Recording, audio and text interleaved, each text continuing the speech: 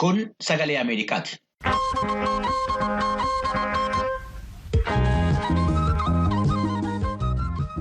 Sagaleen Ameerikaa wixataa hamma jimaataatti galgala keessaa sa'aatii 2 walakkaa jalqabee amma sa'aatii 3tti meetirbaandii 22, 25 fi 31 irratti Waashintan DC irraa kan dabarsu sagantaa afaan Oromoo amma jalqaba. Hordoftoota keenya kabajamoo warreen fagoodhaaf dhiyoodhaa raadiyooniidhaan, intarneetii fi saatelaayitii Itiyooosaatiin akkasumas feesbuukiidhaan sagantaa keenya hordofaa jirtan hunduu nagaan keenya bakka jirtanutti isin qaqqabu akkam ooltan. Guyyaan har'aa wixata amajjii 17 bara 2022 akka lakkoofsa Itiyoophiyaatti immoo amajjii 9 bara 2014 keessummeessaan keessan har'aa an Bafqaaduu Morodaati. Yuunaayitid Isteetsi keessatti guyyaan har'aa guyyaa dhaloota Dr. Maartin Luuter King Juuneer waa'ee kanarratti qophii qabna. Rakkoo nageenyaa yeroo ammaa Itiyoophiyaa keessa jiruun kan ka'e damee misooma albuudaa irratti dhiibbaan qaqqabaa akka jiru ministeerri albuudaa ibseera. Waa'een seenaa kubbaa miilaa Afrikaa fi dhimmi Noovaak Jokooviks qophii ispoortii keenya keessa jira. Darabee isaanii eeggatanii dhiyaatu nu wajjiniin tura. Namoo daandii gulaalaa qophii keenyaati. Piroodyuusariin Tamsaasa Har'aa Nugusuu Taammireeti. Tamsaasa intarneetii fi miidiyaa hawaasaa kan qindeessitu immoo Tigisti Gammeeti. Oduuwwan har'aa kan nutti himtu Jaallannee Gammadaati. Attam ooltan kabajamtoota dhaggeeffatoota keenya oduun wiixataa har'aaf qabnu kunoo. Hoogganoonni biyyooti Afrikaa walga'ii isaanii qaamaan argamuun gaggeessan isa jalqabaa Finfinnee keessatti gaggeessuuf murteessaniiru. Kunis waggootii darban 3f sababaa weerara dhukkuba koovidiif jecha addaan citee eega ture booda. Dubbiimaan ministirii haajaa alaa Itiyoophiyaa Ambaasaadder Diinaa Muftii raadiyoo sagalee Ameerikaaf akka ibsanitti murtiin hoogganoota Afrikaa kun Itiyoophiyaaf injifannoo gama dippiloomaasiif diinagdeetii jedhan. Biyyoonni hangi tokko lammiiwwan isaanii Itiyoophiyaa keessa jiraniif akeekkachiisa nageenyaa kennaa fi biyyatti gadhiisanii akka ba'an gorsuu yerootti fufanii jiranitti murtiin hoogganoota Afrikaa kun immoo dhaga'amee jedhaniiru. Murtiin kun Itiyoophiyaaf injifannoo gama dippiloomaasii fi quunnamtii uummataati ka jedhan immoo xiinxaltoonni hoogganoonni Afrikaa haala nageenyaaf siyaasa biyyattii keessaa sabaa himaa addunyaa bebbeekamoo caalaa hubannaa akka qaban agarsiisaa jedhaniiru. Kana malees hoogganoonni Afrikaa Itiyoophiyaa waliin tokkummaa qaban calaqqisaa kanneen jedhanis jiran. Itiyoophiyaa gama kaabaa keessatti wal waraansi gaggeeffamu gargaarsi nyaataa uummata Tigraay miliyoona hedduu akka hin dhaqqabne dhorkuusaan Itiyoophiyaan qarqara balaa gargaarsa dhala namaarra jirti jechuun sagantaa nyaata addunyaa akeekkachiisee jira. Gabaasa kan Liisaa Shalaayintu Jenevaarraa ergee namoota dhiyeessa. Isa dhumaatiif kafeessi nyaataa eegumsaan gaggeeffamu magaalaa Tigraay Maqalee dhaqqabuu danda'e walakkeessa baatii muddeeti. Uummanni miliyoona hedduun naannoo waraanaan butute kana keessa jiraatu kabeela cimaa keessa jiru eega sanaas gargaarsa nyaataa argatee hin beeku. Dubbiimaan sagantaa nyaata addunyaa ka tokkummaa mootummootaa Toomsan Fiirii hojiin gargaarsaa jaarmayichaa ka Itiyoophiyaa gama kaabaa keessa dhaabachuudhaaf deema jechuudhaan gareelee waraananiif hawaasa idil-addunyaa akeekkachiisanii jiru. Waraansamaan naannoo sanatti geggeessamu gargaarsi nyaataaf zayita boba'aa akka hin dabarre danquusaa dubbatan.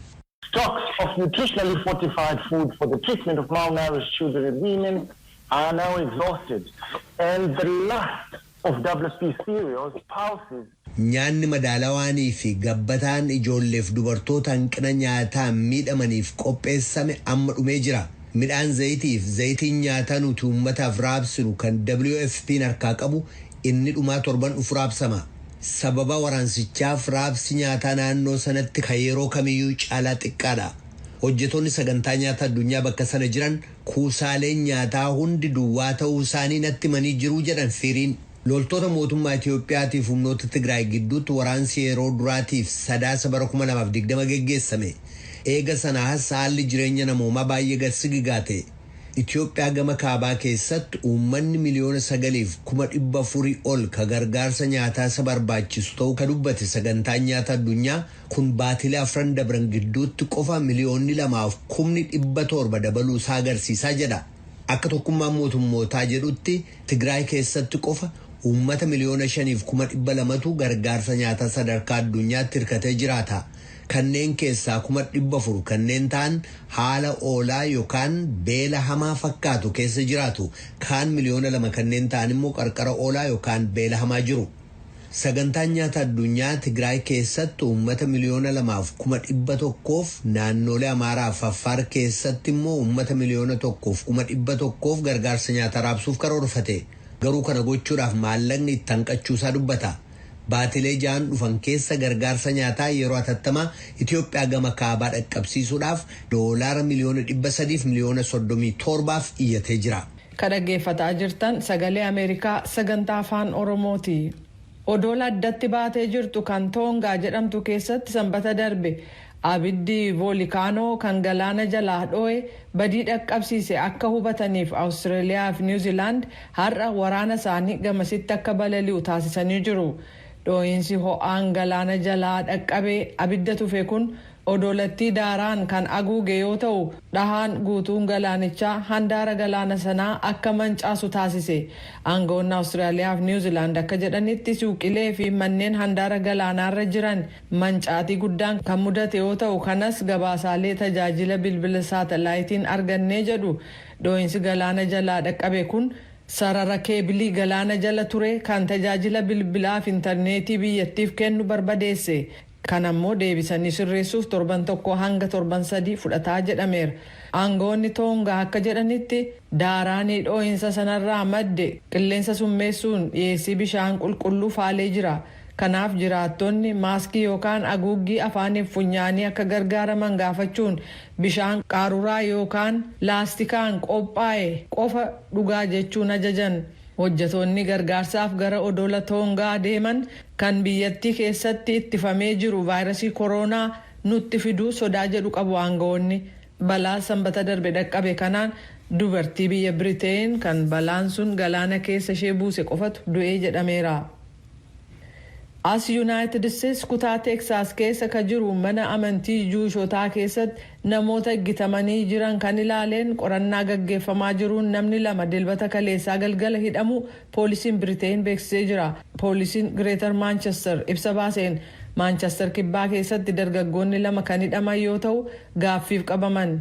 Himata dabalataa irratti dhiyaachuu malu kan ilaaleen garuu wanni jedhameen jiru. Aangawoonni Yuunaayitid Isteetsi dilbata kaleessaa ganama akka jedhanitti lammii Biriteen umriin isaa 44 ta'e Malik Faisal Akram namoota 4 bakka amantii Beet Israa'el jedhamu isa Fort Worth Teeksaas jiru keessatti eeggatee ture. Jajjabeen nageenya biyyaa kabachiisan gamoo sana cabsanii hanga seenanitti namoonni sa'aatii 10 eeggatamanii turan.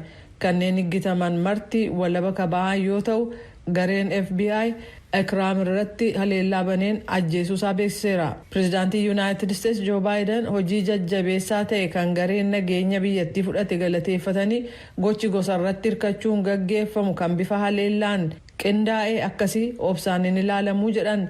Namoota kana eeggatuun maaliif akka barbaachise guyyootii dhufan kana keessa baruuf jirraa jedhaniiru Baayiden. Raashaan marsariitii mootummaa Yuukireen mancaaste jechuudhaan dilbata kaleessaa kabalaaleffatte Yuukireen gochi kunis duula siyaasaa gaggeeffamuun tooftaa waraanaan lola gama haayibiriid jedhamuun gaggeeffamuutii jettee jirti. Raashaan waraana ishee 100,000 naannoo daangaa Yuukireen waliin qabdu irratti qubachiiftee akka jirtu ka dubbatan aangawoonni Yuukireen haleellaa gama saayibariin gaggeeffamu kana duuba akka Raashaan jirtu ragaanni agarsiisaa jedhan. Raashaan duula akkasii labsiteetti fufuun odeeffannoo argattuun waraana ishee fi marsariitii ishee ijaaraa akka jirtu ibsi bahee hubachiisee jira. Kunis Maayikiroosoft caasaaleen kompiitara hedduu kan dhaabbatootii mootummaa Yuukireen adda addaa keessatti wanni irratti hojjetamaa jiru ega beeksisee booda. Raashaan garuu himata Yuukireen kan haaltee jirti. Kooriyaan kaabaa har'a misaayila baalistik dhukaasuu ishee waardiyyaan handaara galaanaa ka Jaappaan beeksisee jira. Kunis ji'a kana keessa qofa yeroo arfaffaaf ta'uu fi marii Kooriyaan kaabaa Yuunaayitid Isteetsiif Kooriyaa kibbaa waliin gaggeessitu ega danqamee booda. Kooriyaan kaabaa tarkaanfii waraanaa haaraa itti fufuu ishee agarsiisas jedhameera. Waraanni Kooriyaa kibbaa akka gabaasetti Kooriyaan kaabaa waan adda hin baafamin tokko handaara galaana isheerraa har'a dhukaastee jirti. Barri haaraan ega seenee as Kooriyaan kaabaa yaalii kanneen biroo 3 kan gaggeessite yoo ta'u ariitii akkasiin yaalii dhukaasaa gaggeessuun ishee waan baratame miti. Isaan kana keessaa 2 ariitii guddaa kan qabanii fi ega dhukaafamanii booda sochii kan agarsiisan kanneen hypersonic jedhaman ta'uun beekamee jira. Inni jimaata darbe gaggeeffame immoo misaa'ila baalistik kan fageenya gabaabaa furguggifaman ta'uun ibsameera. Yaaliin dhukaasaa inni har'aa kun garuu misaa'ila akkamii akka ta'e hin ibsamin jira. Addunyaa irratti namoonni dureeyyii ta'an 10 waggaa weerarri dhukkuba COVID itti hammaate lamaan keessatti qabeenyi isaanii dachaan dabaluun ibsamee jira. Gama kaaniin hiyyumaa fi walqixxummaan ilaalamuu dhabuun hammaachuusaa gabaasi bahee hubachiiseera. Oxfam akka jedhutti dhiironni dureeyyii ta'an 10 kan qabeenyi isaanii biliyoona 700 ture gara biliyoona 1.5tti ka guddate yoo ta'u kana jechuun guyyaatti giddugaleessaan doolaara biliyoona 1.3 dabaleefii jira. Kunis walga'ii xiqqaa kan gama marsariitiin hoogganoonni addunyaa hordoffii fooramii dinagdee addunyaa jalatti gaggeeffame irratti ibsame. Oxfam akka jedhutti dureeyyiin kun bara COVID-itti hammaate maallaqa argatan kan waggootii weerara sana dura turan 14 keessatti maallaqa ganaa argachuu hin dandeenye. Dinagdeen addunyaa erga bara 1929 as kufaatii hamaatu isa mudatee jira. Oduun galgala kanaaf qabnu kanuma. Kan dhaggeeffachaa jirtan Washington DC irraa kan isinii darbu sagalee Ameerikaa sagantaa afaan Oromooti.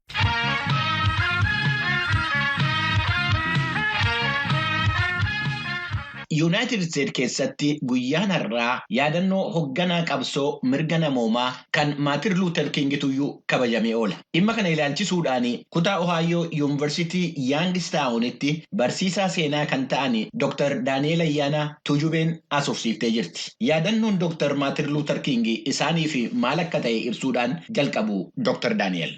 Dr. Martin Luther King jalqabaaf nama wal'aansoo karaa nagaa geeddarumsa guddaa fiduudhaa fi nama wal'aansoo kanaa iddoodhaan ga'ee seenaa kanaanii isa yaadata. Seenaa ilmaan namaa keessatti Dr. King bu'aa kana buusuunsaa hamma yoomitti iyyuu maqaan isaa kanaanii ulfina argataa deema. Kanaaf Dr. King iddoo guddaa qabu seenaa yaadannoo kanaa ilmaan namaa yaada isaanii kanaanii hojiirra oolchuudhaaf akka isaan carraaqan kan godhan waan ta'aniif yaadannoo guddaa qabu. Dhaloota booda jiru kana innaa ilaallu ga'eessonni yookaan dargaggoonni keessumaa sochii biyya tokko keessatti adda durummaadhaan hirmaatan hiriira nagaa innaa geggeessan yookaan warraaqsi uummataa fakkeenyaaf kan akka Arab Spring jedhamu tuquu dandeenya. Innaa geggeessamu yeroo hedduu gara hokkaraatti innaa geeddaramu argina. Maaliif kun ta'a jettu akka hayyuu seenaa tokkotti? Egaa jalqaba seenaa wal'aansoo karaa nagaa deemsisuu kana kan jalqabe Mahatma Gaandhiidha. Mahatma Gaandhiin yaada kana aadaa biyya Hindii keessaa baaseetu hojiirra oolche. Yaadi kun immoo achi darbee biyya Ameerikaa irratti hojii oole.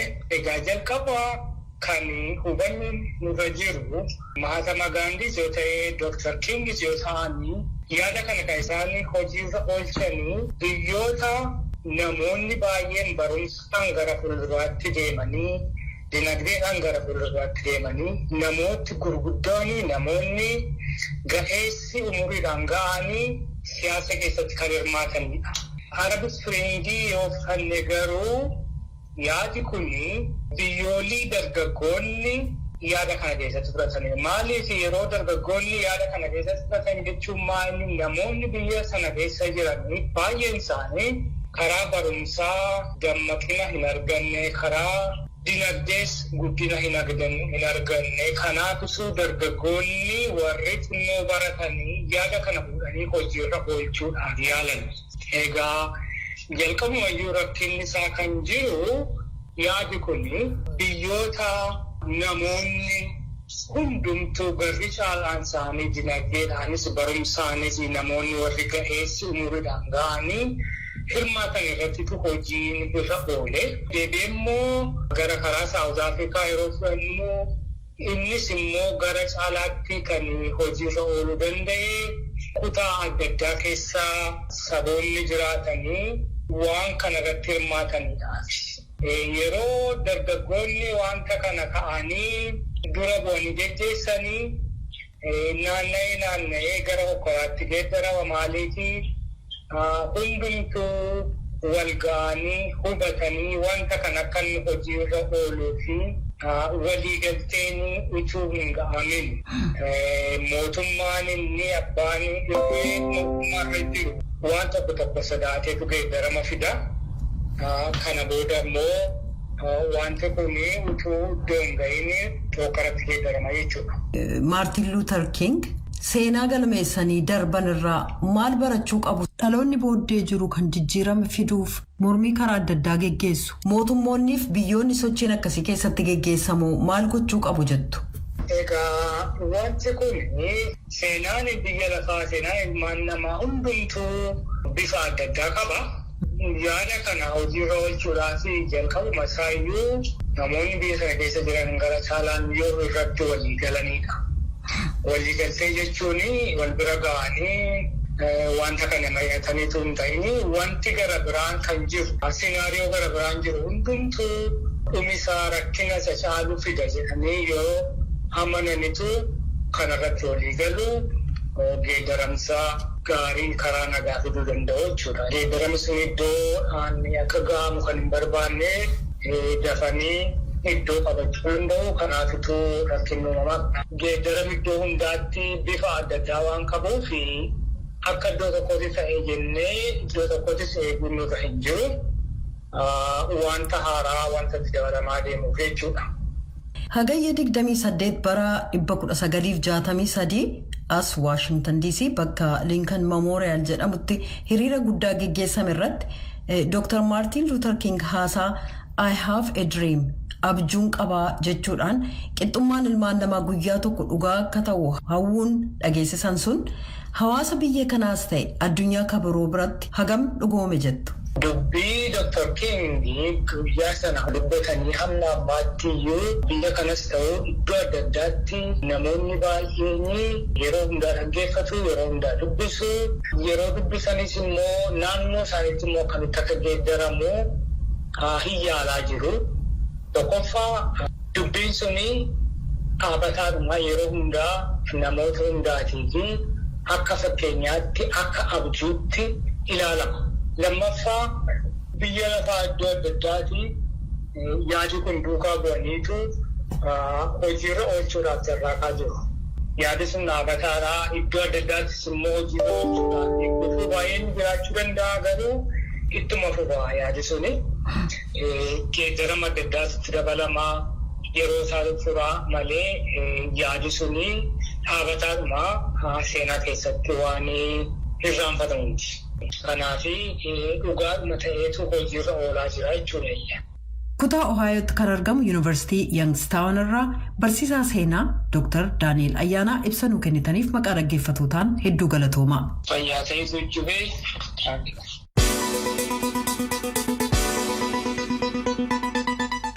Kun sagalee Ameerikaa sagantaa afaan Oromooti. Sagalee Ameerikaati. Qophiin keenya ittaanu qophii torbanii ispoortiidha. Ispoortii har'aa keessatti seenaan kubbaa miilaa Afrikaa akkamitti jalqabee ga'een Itoophiyaa maal fakkaata kan jedhuudhaa fi waa'ee taphataa teenisii beekamaa Noovaak Jokooviik waan qopheesse qaba. Waliin haa caqasnu.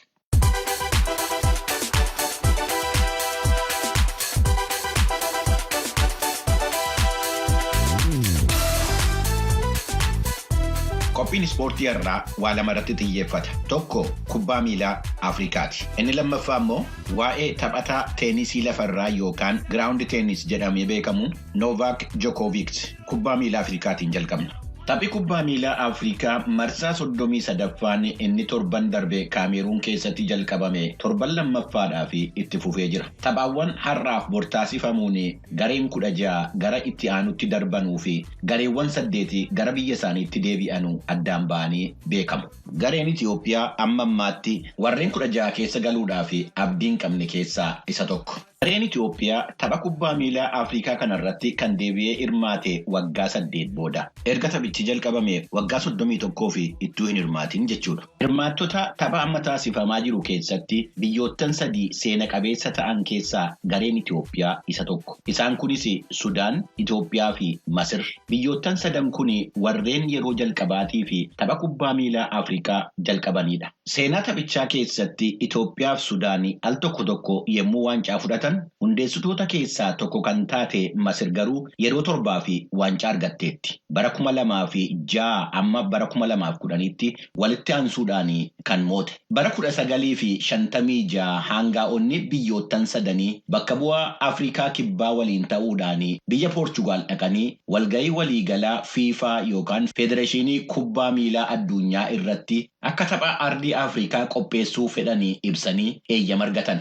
Isa booddee guraandhala bara 1957 taphni kubbaa miilaa Afrikaa inni jalqabaa magaala Sudaan Kaartuum keessatti taasifame. Tapha sana Masir dhuma irratti 2-1 Itoophiyaa moo'uudhaan waancaa jalqabaa fudhatte. Bara 1962tti tapha Itoophiyaa keessatti qophaa'een dhuma irratti Itoophiyaa fi Masir walitti dhufanii Itoophiyaan 4-2 mootee waancaa argatte haaloo seesii baafatte. Sudaan gama isheetiin dorgommii bara 1970 Kaartuum keessatti qophaa'een dhuma irratti garee biyya Gaanaa goolii 1-0 mootee waancaa ishee isa jalqabaa argatte. Eegasiyaas biyyoottan Afrikaa lixaa fi Afrikaa kaabaa itti makamaa dhufanii biyyoottan Afrikaa bahaa dandeettii mo'achuu dhabaa dhufan. Bu'uureessitoonni taphichaa Itoophiyaa fi Sudaanii baranas waan ta'eef hin fakkaatu. Haala amma jirutti bara dheeraa keessattis garee cimaa uummatanii waan waancaa kaasanu hin fakkaatan. Garuu immoo dhaloonni barri kaasu hin beekamu. Biriij. Tibbana oduu ispoortii addunyaa kan heddumminaan dubbatamaa jiran keessaa waa'een taphataa teenisii lafaa yookiin giraawundi teenis jedhamu Novaak Jookoviiks isa tokko. Novaak dhalataa biyya Sarbiyaa yommuu ta'u yeroo ammaa tapha teenisiitiin addunyaa irraa nama sadarkaa tokkoffaa irratti argamudha. Sadarkaa tapha teenisiitti warreen guddaa maqa qabeessa ta'an keessaa isa tokko kan ta'e Awustiraaliyaan Open jedhamee beekamu irratti hirmaachuudhaaf biyya Awustiraaliyaa magaala Meelboorni torban darbe seene. Akka seera Awustiraaliyaatti talaallii farra dhibee koronaa fudhachuu isaa ragaa agarsiisu qabaachuutu isarra ture. Inni garuu hin qabus tallaalamuus hin fedhu. Ji'a muddee darbee immoo koronaadhaan qabamee ture. Amajjii 5 bara 2022 yemmuu Awustiraaliyaa seenu qabamee ittuu namatti hin makamin hoteela addaa keessaa akka turu taasifame. Booddee kutaa biyya Awustiraaliyaatti mootummaan kutaa Viiktooriyaa fi hanga'oonni tapha teenisii Awustiraaliyaa koreen hundeessan tokko akka Novaak talaallii ittuu hin fudhatini dorgomu murteessan. Haa ta'u malee abbaan taayitaa immigireeshinii biyyattii viizaa yookiin eeyyama Awustiraaliyaa keessa isa tursiisuu dandeessisu jala haqe. Torban irraa wixataa abbaan seeraa Awustiraaliyaa tokko immoo akka viizaan isaa deebi'ee haaromsamuu fi murteesse. Jimaata deengaddaa ministeerri immigireeshinii Awustiraaliyaa sababa fayyaa fi fedhii uummataatiif jechuudhaan viizaa isaa yeroo lammataafii fi jala haqe yookiin immoo eeyyama biyya sana keessa isa tursiisu dhoowwate. Dubbichi ammas gara mana murtiitti deebi'ee abbootiin seeraa federaalaa 3 viizaan isaa akka hin haaromsiifamnee fi sagalee tokkoon ajaja dabarsan. Akkuma kanaan taphataa beekamaan waggaa 34 Novaak Jookoviiks akka Awustiraaliyaadhaa ba'u taasifame. Amma ba'uu duwwaattuu hin ta'in waggoottan 3 dhufaniifis akka deebi'ee Awustiraaliyaa hin seenne ugguriin irra kaa'ameera. Deeggartoonni isaa hedduun murtoo mana murtii kana balaaleffatanus inni garuu murtoon irratti darbe akka isa gaddisiise ibsee akka biyyattii gadhiisee ba'u hime. Filannoo biraas waan qabu hin fakkaatu. Novaak tapha teenisii lafaa isa Awustiraaliyaan Open jedhamee addunyaa irratti beekamu kanaan dura taphataa al 9 mo'ateedha. Taphicha moo'uun qarshii miliyooniidhaan lakkaa'amu kan argamsiisudha. Novaak hirmaachuu baatus taphichi garuu akka itti fufu qopheessitoonni taphichaa beeksisaniiru. Qophiin ispoortii har'aaf qabnu kanuma. Kan dhaggeeffachaa jirtan Waashingtan DC irraa kan isinii darbu sagalee Ameerikaa sagantaa afaan Oromooti.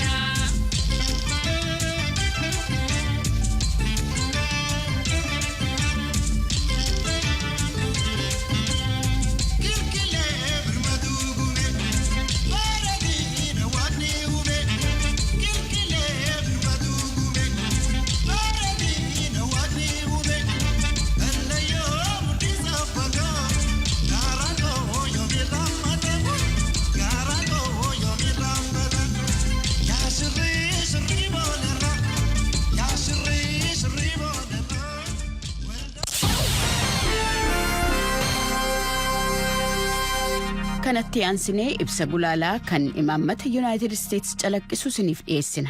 Baatii amajjii keessa wixata sadaffaa lammiiwwan Ameerikaa guyyaa yaadannoo Dr. Maartin Luuter King ayyaaneffatu. Dr. King kutaa Alabaamaa kibbaarraa yoo ta'an lallabaa wangeelaa waldaa baaptistiif hoogganaa loogii sanyii Yuunaayitid Isteetsi keessaa akkaan mormaa turan. Amajjii 15 silaa waggaa isaanii 93ffaa kabaju turan. Kutaalee Yuunaayitid Isteetsi tokko tokko keessatti sirna apartaayidii mul'ataa ture jijjiiruuf kan yaadan lammiiwwan Ameerikaa hidda dhalata Afrikaa irratti haleellaan innaa raawwatametti Dr. King sochii mirga namaa mormii hookkaraan alaa geggeessanii jiran.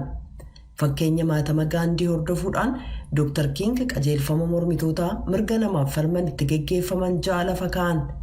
Kunis tajaajilaawwan kennaman hanga tokkotti fayyadamuu diduu, daandii irra taa'uu, hiriira nagaaf gochaalee diddaa uummataa hookkaraan ala geggeessaman kabiroo turan.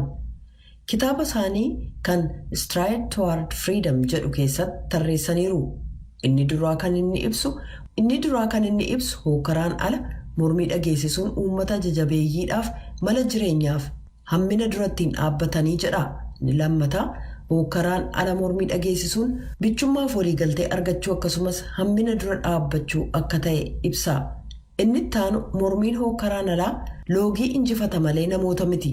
Namoonni hammina dalagan hamoota utuu hin taane isaanuu miidhamtoota ta'uu isaaniitti amana. Qajeelfamni arfaffaan dararaan nama barsiisee jijjiirama fida. Ijaa ba'uun utuu hin jiraatin dararaa simachuu ka jedhu of keessaa qaba. Akka qajeelfama 5ffaatti mormiin hookkaraan alaa jibbarra jaalala filata. Qajeelfamni 6ffaan immoo uummanni gara murtii haqaa akka goru mul'isa. Dr. King du'uu isaanii yeroo torban tokkoon guunne dur ni injifannaa jedhanii turan. Sababiin isaas samiin murtii haqaa ol fagoo ta'us garuu gara haqi jirutti gadi jedhanii turan.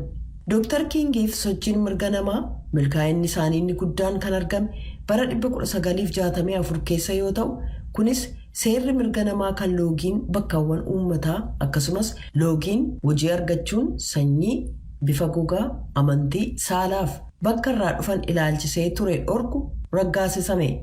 Dr. King eebila 4 bara 1968 innaa itti dhukaafamuun ajjeefaman ga'eessa umrii waggaa 39 turan. Yaadannoon isaanii garuu ni jiraata. Kurna tokko keessatti seeraawwan loogii sanyiif baabsan ni haqaman. Kanaaf har'a loogiin sanyii seeraan adabsiisa. Jireenyi Dr. Maartin Luuter King of ilaallee jecha ofii isaaniitiin gamaagamama. Madaalliin nama tokkoo ni dhumaa. Yeroo itti tolu bakka inni dhaabatu utuu hin taane yeroo rakkinaaf falmisiisaa bakka inni dhaabateen ilaalamaa jechuudhaan gulaalaan har'aa yaada isaa xumura. Kan kanaa olitti dhageessan ibsa gulaalaa kan imaammata Yuunaayitid Isteetsi calaqqisu ture. Sagaleen Ameerikaa galgala keessaa sa'aatii 2:00 jalqabee amma sa'aatii 3tti meetir baandii 22 yookiin kiiloo heerzii 13,765 irratti meetir baandii 25 yookiin kiiloo heerzii 12,040 irratti akkasumas meetir baandii 31 yookaan kiiloo heerzii 12,485 irratti wixataa hamma jimaataatti qophii afaan Oromootiin dabarsu asirratti raawwata. Qophii keenya boriitiin